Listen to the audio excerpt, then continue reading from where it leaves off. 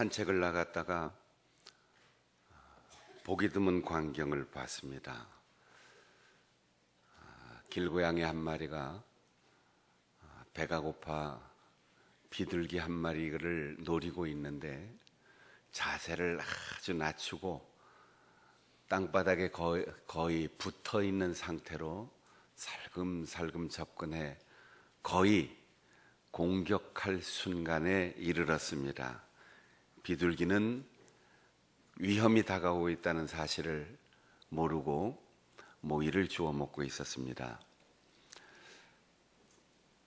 저는 자연의 생태계에 개입할 의사가 없어서 그 자리에서 멈춰 서서 어떻게 되는지를 살펴보고 있었습니다.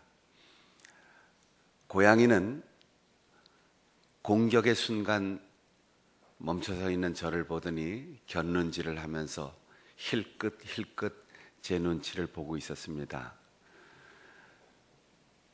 저는 가만히 제자리에 서서 앞으로도 뒤로도 움직이지 않고 어떻게 상황이 전개되는지를 조심스럽게 보고 있었습니다. 고양이가 공격 목표를 한번 보고 다시 제 눈치를 흘끗 보고 잠시 망설이면서 머뭇머뭇하는 틈에 비둘기는 날아가 버렸습니다.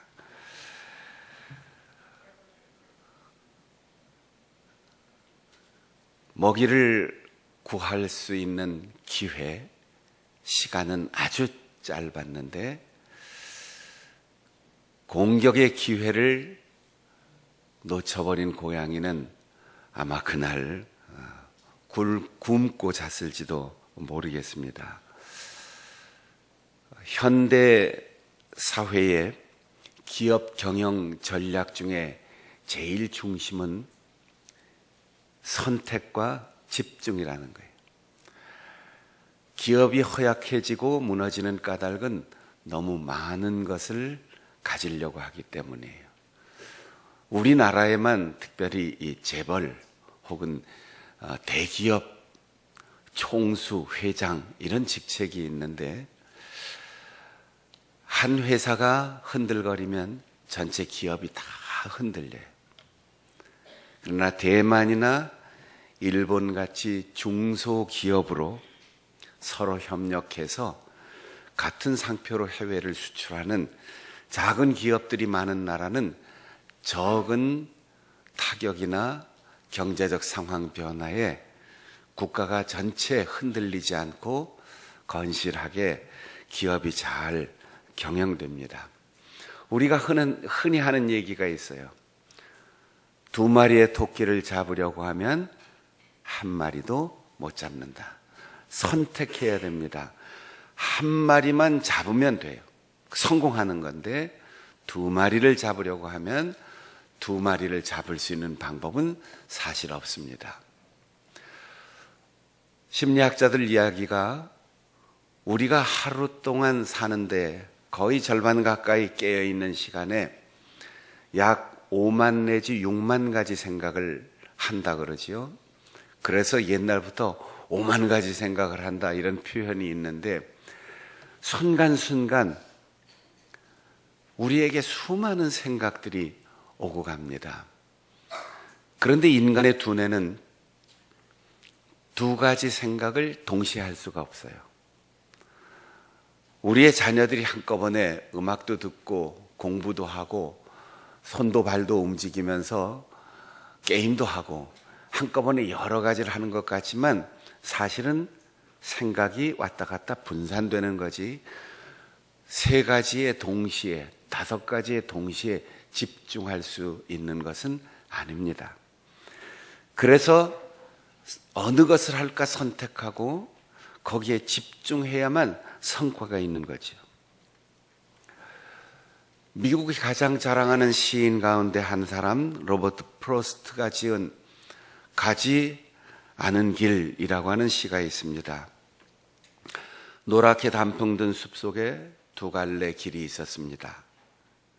몸이 하나니 두 길을 다 가볼 수는 없어. 나는 서운한 마음으로 한참 서서 잣나무 숲속으로 접어든 한쪽 길을 끝간데까지 바라보았습니다. 그러다가 또 하나의 길을 선택했습니다. 먼저 길과 똑같이 아름답고 아마 더 나은 듯도 했지요. 풀이 더 무성하고 사람을 부르는 듯 했으니까요. 사람이 밟은 흔적은 먼저 길과 비슷하기는 했지만 설이 내린 낙엽 위에는 아무 발자국도 없고 두 길은 그날 아침 똑같이 놓여 있었습니다. 먼저 길은 한 번 가면 어떤지 알고 있으니 다시 보기 어려우리라 여기면서도 오랜 세월이 흐른 다음 나는 한숨 지으며 이야기하겠지요. 두 갈래 길이 숲속으로 나 있었다. 그래서 나는 사람이 덜 밟은 길을 선택했고 그것이 내 운명을 바꾸어 놓았다라고 말입니다. 지금 오늘 나는 지난날 내가 선택한 결과입니다. 우리의 삶에는 아무도 탓하고 원망할 수 있는 사람이나 비난할 수 있는 사람이나 그리고 불평하고 핑계댈 수 있는 환경 없습니다. 다 내가 선택한 결과입니다. 원망해도 상황이 바뀌지 않고 핑계대고 다른 사람에게 책임을 전가해도 과거로 돌아갈 수는 없습니다. 그러므로 우리가 오늘 내가 원하지 않는 상황이든 아니면 원하는 상황이었든 그 결과가 오로지 나의 선택의 결과임을 깨달으면 앞으로 남은 세월도 우리가 지혜롭게 잘 선택하고 또 후회되는 일이 있다면 다시는 후회하지 않을 선택의 기회가 앞으로 있다는 것이 우리에게 힘이 되는 거예요. 착한 여자는 왜 살이 찔까? 이런 제목의 심리학 책이 있어요. 다이어트 지침서는 아닌데 착한 여자들이 되게 살이 찐다는 거지요. 다이어트를 하려면 음식을 줄이는 것이 아니고 생활 방법과 성격을 바꿔야 된다는 거예요. 냉장고 안에는 그가 제일 좋아하는 베스트 프렌드 음식이 그 속에 있어요. 그러니까 쇼핑할 때 냉장고를 채울 것을 사지 말아야지 돼요. 그런데 모질지 못해서 꼭 2+1, 1+1 이걸 선택하게 되는 거죠. 돈을 조금 쓰고 많이 선택하는 길. 게다가 대인관계에서 착하면 안 된다는 거예요. 이건 신앙과 도덕과 윤리에 대한 얘기가 아니고 심리학적 얘기예요. 내가 하는 일도 많고 밤새워서 일해야 되는데 누가 부탁하면 거절을 못해요. 그래서 예 하고 대답하고 무거운 짐을 다 맡아서 쉬지 못하고 일을 감당하는데 그거를 다 감당해내려니까 야근을 해야 되고 밤새워 작업을 해야 되고 그럼 결국 1시, 2시까지 일하다가 야참을 먹어야 되는데 그때는 꼭 짜고 달고 기름진 것을 먹게 되는 거죠. 게다가 누군가 나에게 틀린 말을 하고 모진 말을 하면 싸우거나 폭력을 행할 필요는 없지만 그게 아닌데요 라고 정당하게 설명하고 이유를 분명하게 이야기하고 설득하고 설명해야 되는데 나는 착하니까 꾹 참아요. 내 좋은 이미지 깨기 싫으니까 사람들이 나를 좋은 사람이라고 하니까 나는 좋은 사람이 돼야 해.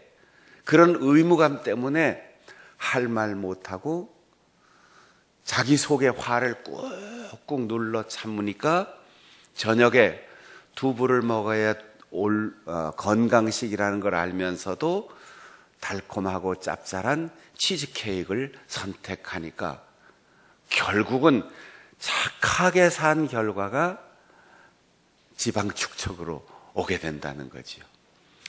과도한 탄수화물 섭취가 당분으로 변해서 우리의 에너지로 소화되지 못하면 그 남는 당분은 지방으로 변해서 우리의 몸에 축적이 됩니다.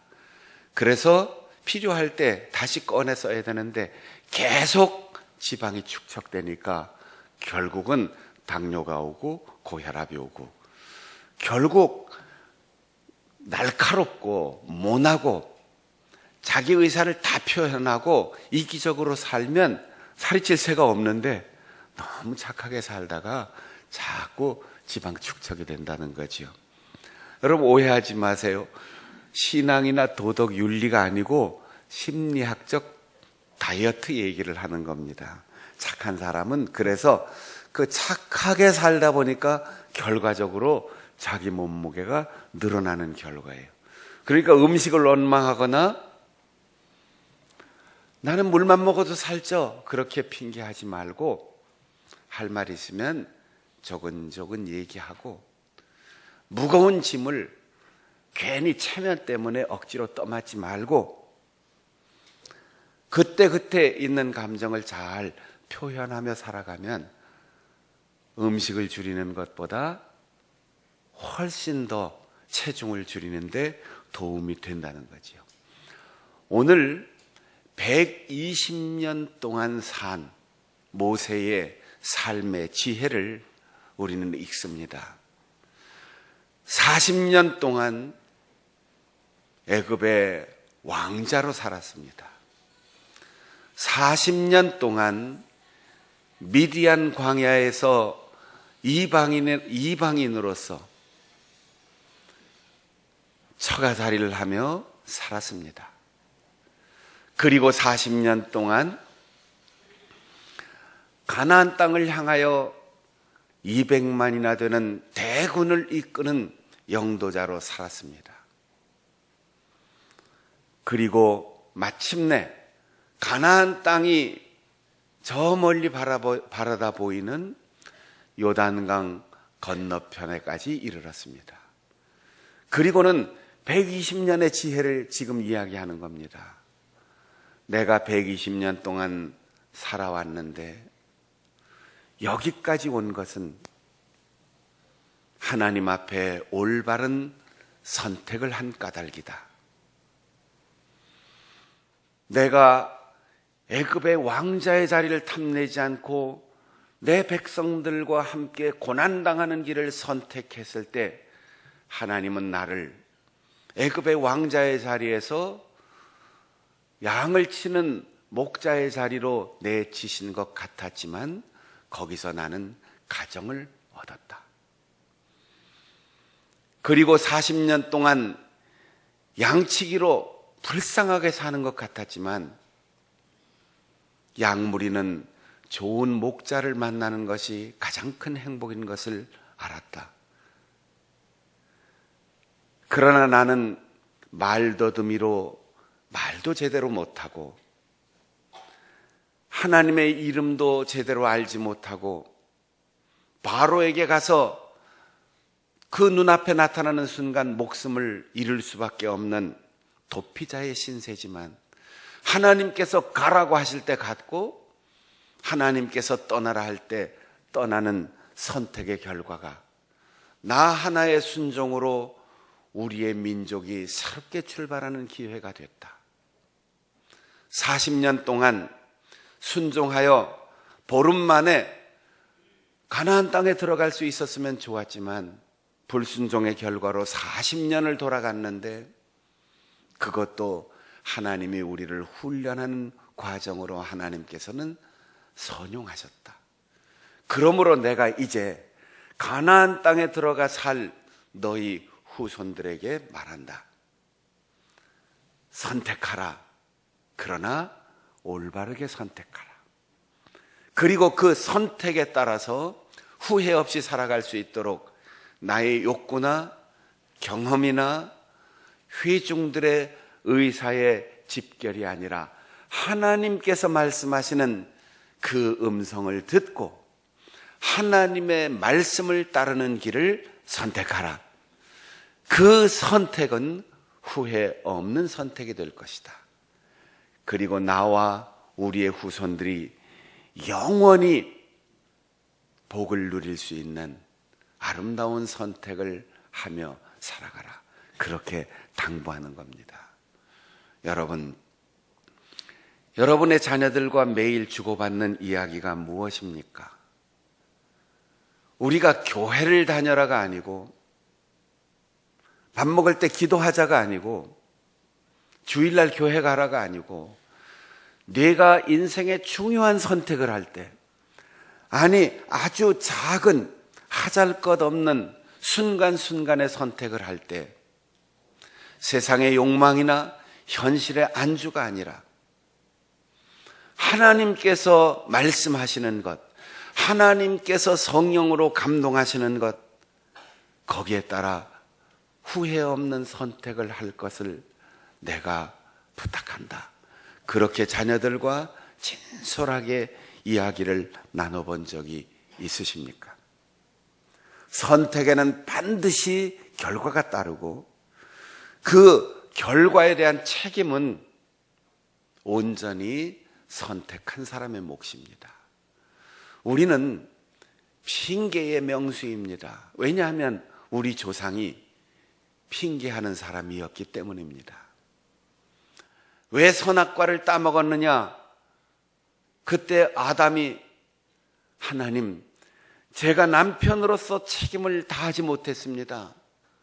한 몸으로 살라고 했는데 잠시 한눈 팔다가 아내가 혼자 선악과 앞에 섰습니다. 뱀을 만났습니다. 하나님, 내 아내를 용서해 주시고 저에게 책임을 물어주십시오. 이랬으면 인류 역사의 운명은 달라졌을 거예요. 하나님, 나를 잠들게 해놓고 내 의사 한마디 물어보지도 않고 저 여자 만들어서 내 아내를 삼아주시지 않았습니까? 난 어쩐지 처음부터 불길하고 마음에 안 들었습니다. 너는 왜 선악과를 따먹고 남편에게 주었느냐? 하와에게 물었을 때 남편은 몰랐습니다. 전적으로 제 책임입니다. 뱀같이 요사스러운 동물의 말을 내가 들은 게 잘못입니다. 하나님, 먹으면 죽으리라 말씀하셨으니 제 목숨을 내놓겠습니다. 그랬으면 역사는 달라졌을 거예요. 하나님, 선악과는 왜 만들어 놓으시고 뱀은 왜 만들어 놓으시고 하필이면 그 시간 뱀이 왜 그쪽으로 지나가게 만들어 놓으시고 내 귀를 어둡게 해서 사람 말만 듣게 하지 왜 뱀의 말까지 알아듣게 능력을 주셨습니까? 핑계했어요. 결국 모든 게 하늘도 무심하시지 하나님께 원망이 다 돌아갔습니다. 그 후손이 바로 우리예요. 여러분, 기가 막힌 핑계들이 많아요. 어쩌면 저렇게 천연덕스럽게 얘기할 수 있을까? 내 책임입니다. 제가 못났습니다. 제가 우둔하고 어리석습니다. 제가 욕심의 눈에 멀었습니다. 내가 약합니다. 솔직하게 고백하면 하나님은 다시 기회를 주세요. 평화로운 가정은 죄인들이 많습니다. 다 내 탓입니다. 불화한 가정은 똑똑한 사람이 많아요. 올바른 사람만 뭐예요? 다 나는 옳은데 당신 탓이야. 당신 아버지도 그러더니 당신 어머니도 그러더니 어쩌면 날 닮아야 되는데 당신 닮아서. 여러분, 오늘 내 앞에 있는 결과는 기나긴 삶 속에 순간순간 내가 선택했던 결과입니다. 아무도 원망할 수 없어요. 아무에게도 핑계할 수 없어요. 모세는 120년을 돌아보면서 충고합니다. 내가 인생의 출생에서부터 이제 임종을 앞두고 여기까지 120년을 살아온 삶의 지혜, 아주 단순하다. 선택하되 그 선택의 기로의 기준이 하나님의 말씀이어야 한다. 내 생각과 달라도 하나님께서 선지자를 통하여 말씀하시는 그 음성을 귀담아 듣고 나를 포기하고 하나님의 말씀을 선택하면 행복할 것이다. 그러므로 부모와 의논하고 선지자와 의논하고 그리고 하나님의 말씀만을 가슴속에 담아라. 아무것도 필요 없다는 거예요. 물론 우리가 세상 일을 할 때 삶의 경험과 지혜와 기술과 분별력이 다 필요해요. 그러나 인생을 길게 미래를 계획하고 과거를 돌아보면서 오늘 다시 내 정체성을 확인할 때 우리에겐 아무것도 필요하지 않습니다. 오직 하나님께서 말씀하시는 것을 듣고 그 말씀대로 선택해야 하고, 모세가 120년을 살았는데 할 말이 얼마나 많겠습니까? 내가 살아보니까 이렇더라. 수많은 경우 며칠을 밤을 새워서 얘기해도 끝이 없을 거예요. 자서전을 몇백 권을 써도 끝이 없을 거예요. 그러나 단순해요. 하나님의 말씀대로 살아라. 그 길을 선택하면 행복이 온다. 그 길을 따르지 않으면 불행하게 살게 될 것이고 후손들도 불행할 것이다 라고 이야기하는 겁니다. 여러분, 우리는 하나님을 섬기며 하나님을 사랑하며 살아갑니다. 그리고 저 우상 숭배하는 이방인들은 복되게 살지 못할 겁니다. 이렇게 이분법적으로 세상을 봅니다. 우상 숭배 그러면 절에 가서 사람이 만들어 온 불상을 앞에 세워놓고 구부리고 절하거나 혹은 물을 떠놓거나 무당을 불러서 징을 치고 꽹과리를 치고 장구를 치면서 구슬하는 것을 우상숭배라고 생각합니다. 집에다가 부적을 붙여놓고 푸닥거리를 하는 것을 우상숭배라고 생각합니다. 그런데 하나님께서는 이방인들에게 우상숭배하지 말라고 얘기한 게 아니에요.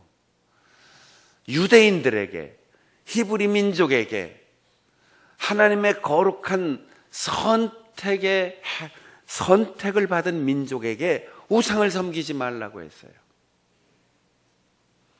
물론 돌멩이나 쇠붙이나 금붙이나 나무로 깎아놓은 우상도 우상이지만 우상 중에 가장 큰 우상은 하나님과 마주치는 세력이에요.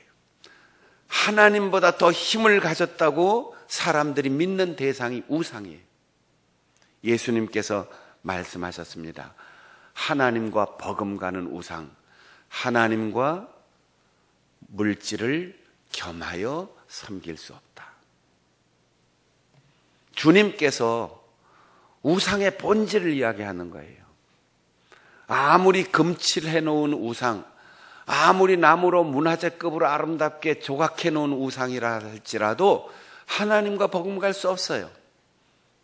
다 사람들은 믿고 싶어서 믿어주지만 그냥 자기 마음의 위안을 얻는 것뿐이에요. 그러나 우상 숭배의 본질은 돈입니다. 만몬입니다. 하나님보다 더 의지하고 하나님보다 더 사랑하고 하나님 앞으로 순결하게 나아가는 순종의 길을 가로막는 것, 하나님보다 더 내 마음을 빼앗아가는 것, 그것이 사람이든 제도이든 물질이든 그것이 우상입니다. 여러분이 요즘 즐겨서 보는 드라마가 뭐가 있어요? 드라마 때문에 저녁 예배 시간이 지장을 받는 것도 같은데, 드라마의 기승전결 그리고 정반합 대부분이 갈등과 해결이에요. 갈등의 원인이 뭡니까? 한 사람만 사랑하면 갈등이 생길 게 없어요. 꼭 내가 너도 사랑하지만 너도 사랑해. 그러나 미안하지만 내가 너를 사랑하지만 내가 내 아내와 자식을 버릴, 가정을 깰 의사는 없어. 이게 불륜인 거지요. 사람의 사정과 핑계를 보면 둘 다 놓치기가 싫지요. 정숙한 아내, 나를 믿어주고 가정을 지키는 아내도 버리기 싫지만 예쁘고 싹싹하고 내 아내의 모자라는 점, 내가 불만을 가지고 있는 점을 채워주는 이 사람도 놓치기 싫은 거죠. 그때 선택해야 되는 거예요. 둘 다 사랑한다는 착각에 빠지면 가정도 깨지고 사랑도 잃습니다. 그리고 인생의 미래 행복 다 잃습니다. 우리는 수많은 가능성, 지구의 절반이 남자요 절반이 여자라 할지라도 그 많은 가능성 가운데 단 한 사람을 선택했습니다. 그리고 그 한 사람과 지금 살고 있습니다. 후회 없이 그 길을 끝까지 걸어갈 수 있기를 바랍니다. 하나님은 이 세상에 의지하는 것, 내가 사랑하는 것, 돈도 사람도 제도도 어떤 이념도 아닌 오직 하나님 한 분만 사랑하기를 원하십니다. 이스라엘 백성들이 우상 숭배한 것은 하나님을 버리고 목각 인형을 세우는 게 아니에요. 성전 안에 이방 신상을 차려놓고 다른 방에, 요즘으로 말하면 여기엔 십자가가 있는데 다른 방 저 한 구석에 불상을 세워놓고 여기 와서 예배드리고 나갈 땐 거기 가서 또 절하고 이렇게 간 거예요. 우리가 풍요를 누리려면 우리에게 물질을 주는 가나안 땅에 풍요의 신을 섬겨야 된다, 이렇게 생각한 거죠.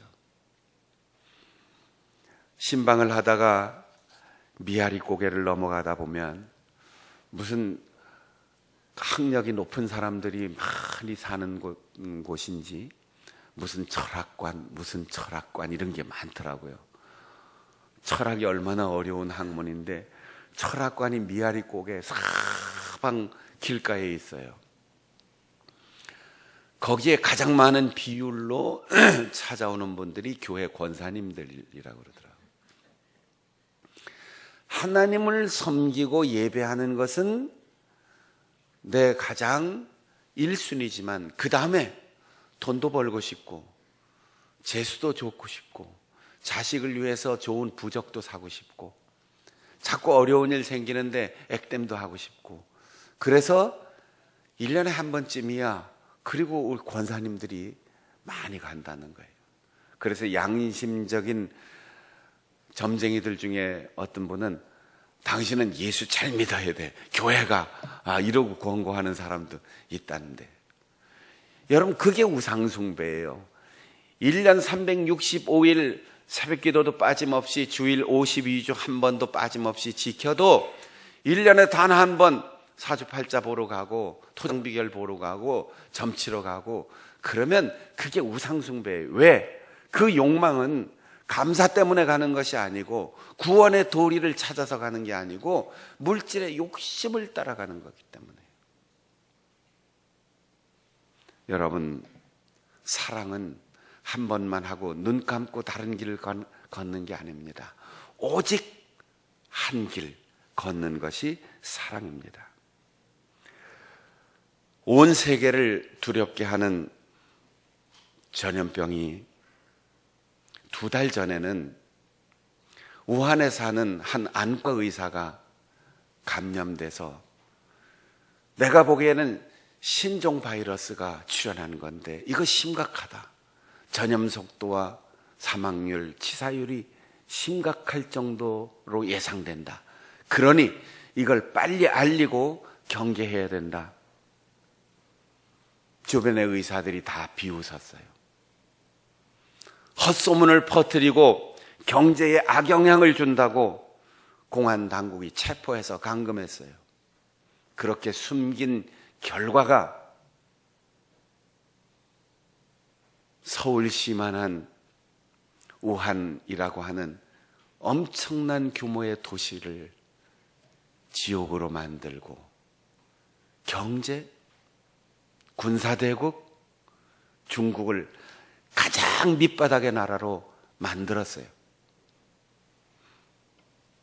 처음부터 정보를 공개하고 온 국민이 한 마음으로 손 씻고 접촉을 금하고 조심조심하는 우리나라는 전파 속도가 멈추고 그리고 깨끗하게 우리나라를 잘 회복하고 치료할 수 있는 그런 희망을 우리가 품고 있어요. 이미 중국에는 1,500명이 넘는 사망자가 났고 확진자만 6만 5천 명이에요. 돈을 선택하고 눈에 보이는 물질을 선택하고 사람을 소중하게 하지 않은 선택의 결과 때문입니다. 여러분, 국가의 행복은 경제 수치의 성장에 있는 게 아닙니다. 강한 군대를 소유한 것에 있는 게 아닙니다. 한 사람 한 사람을 존중하는 사회, 정책, 정권, 이념, 그것이 국민을 행복하게 만들어가는 겁니다. 일제마렵의 윤동주 시인은 길이란 제목의 시를 썼습니다. 잃어버렸습니다. 무얼 어디다 잃었는지 몰라 두 손이 주머니를 더듬어 길에 나아갑니다. 돌과 돌과 돌이 끝없이 연달아 길은 돌담을 끼고 갑니다. 돌담을 더듬어 눈물 짓다 쳐다보면 하늘은 부끄럽게 푸릅니다. 풀 한 폭이 없는 이 길을 걷는 것은 담 저쪽에 내가 남아있는 까닭이고 내가 사는 것은 다만 잃은 것을 찾는 까닭입니다. 윤동주 시인은 고뇌하였습니다. 자기가 가는 길에 돌담처럼 벽이 있고 슬픈 눈물을 짓게 하는 장애물이 있어도 내가 누구인가? 내가 무엇 때문에 지금 여기에 있는가? 자신의 신앙과 정체성과 앞, 뒤, 좌우가 아닌 하늘을 바라보면서 하나님 앞에 부끄러움을 느끼는 길을 걸어갔습니다. 그래서 하늘을 우러러 한 점 부끄럼 없이 살기를 소망했고 바람에 흔들리는 잎새에도 괴로워하는 예민한 영혼을 가진 사람이었습니다. 여러분, 두려움 앞에 굴복의 길을 선택하지 말고 세상 유혹 앞에 우상을 섬기는 맘모니즘의 길을 선택하지 말고 하나님의 말씀을 선택하고 사람을 소중히 여기는 사랑을 선택하고 하나님께서 나를 왜 존재하게 해주시고 나는 누구인가 자기를 성찰하면서 후회 없는 길을 선택하여 후일 돌아보면 돌담이 있어도 장애물이 있어도 시련과 고난이 있어도 나는 후회 없는 선택을 했다. 그렇게 하나님 앞에 설 수 있는 우리 모든 성도들이 되시기를 바랍니다. 기도하겠습니다.